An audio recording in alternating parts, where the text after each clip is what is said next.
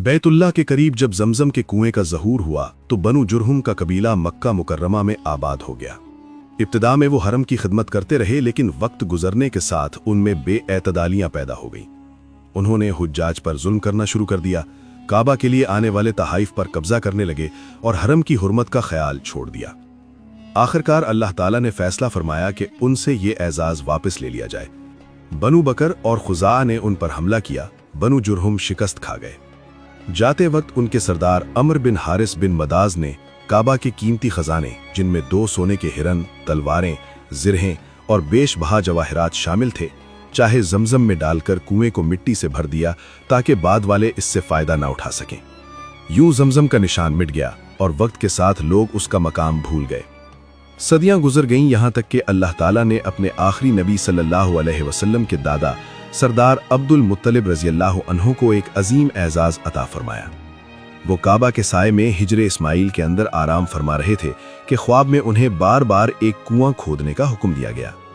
पहले तय्यबा, फिर बिर्रा, फिर मजनूना का जिक्र हुआ और आखिरकार वाज़े कहा गया, चाहे जमजम को खोद दो। उन्हें बताया गया कि ये ऐसा बाबरकत पानी है जो कभी खत्म नहीं होगा और हाजियों को हमेशा सैराब करेगा। जगह की निशानी भी दी गई, कुर्बानी की आलाइश के करीब चींटियों के बिल के पास। सुबह होते ही अब्दुल मुत्तलिब रज़ियल्लाहु अन्हु ने अपने बेटे हारिस के साथ खुदाई शुरू की। कुरैश ने पहले मुखालिफत की, मगर जब कुएं के आसार जाहिर हुए तो वो भी शरीक होने का मुतालबा करने लगे। इख्तलाफ बढ़ा तो फैसला हुआ कि किसी हकम से फैसला करवाया जाए।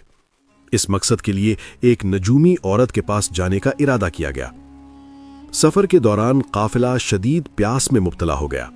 पानी खत्म हो चुका था और मौत करीब महसूस होने लगी। अब्दुल मुत्तलिब रज़ियल्लाहु अन्हु ने हिम्मत ना हारी और फरमाया कि हमें अल्लाह से उम्मीद रखनी चाहिए। जब वो अपनी सवारी पर सवार हुए तो अल्लाह की कुदरत से ऊंटनी के कदमों के नीचे से पानी का चश्मा फूट पड़ा। सब ने अल्लाहु अकबर का नारा लगाया, पानी पिया और अपनी मशकीज़ें भरे। ये मंजर देखकर मुखालिफीन ने इकरार किया कि अल्लाह ने अब्दुल मुत्तलिब के हक में फैसला कर दिया है। उन्होंने जमजम के बारे में तनाज़ा खत्म कर दिया और वहीं से वापस मक्का लौट आए।